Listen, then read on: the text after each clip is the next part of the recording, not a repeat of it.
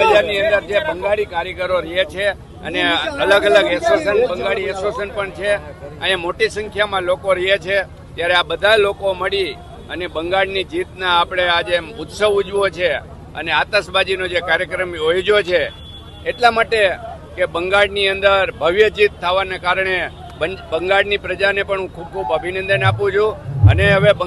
બંગાળની પ્રજા ગુંડારાજથી મુક્ત થઈ છે અને ખૂબ બંગાળનો વિકાસ પણ થશે. આજે મુખ્યમંત્રીના શપથવિધિ કાર્યક્રમમાં દેશના પ્રધાનમંત્રી નરેન્દ્રભાઈ અને આપણા ગૃહના આપણા મંત્રી એવા અમિતભાઈ શાહ પણ ત્યાં છે, ત્યારે હું બંને આપણા વડીલોને પણ ખૂબ ખૂબ અભિનંદન આપું છું અને જે કંઈ આપણી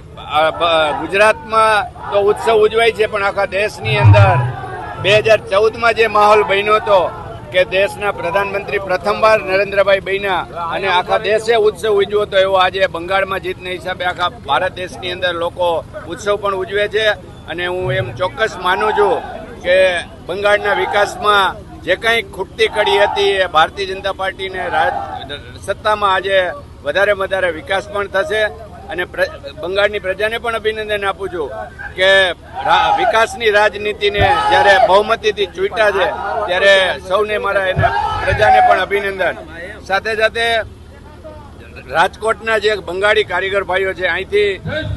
સ્પેશિયલ ટ્રેનમાં અને બસમાં મત દેવા ગયા હતા અને આજે અહીંયા આવો ઉત્સવ ઉજવ્યો છે એટલે અમારા સૌ એસોસિએશનના હોદ્દેદારોને પણ હું ખૂબ ખૂબ અભિનંદન આપું છું અને આજે આપ જોઈ શકો છો માહોલ બની ગયો છે આખું રાજકોટની અંદર આજે લોકો ઉત્સાહભર અને ઉજવે છે, ત્યારે હું ફરીથી નરેન્દ્રભાઈ અને અમિતભાઈને ખૂબ ખૂબ અભિનંદન આપું છું અને નવા જે કંઈ સીએમ આપણા બહેના બંગાળના એને પણ અભિનંદન આપું છું. બંગાળની પ્રજાને વિશેષ અભિનંદન આપું છું કે એને સાચી રાજનીતિના આજે બહુમતીથી ચૂંટ્યા એટલે સૌને મારા અભિનંદન.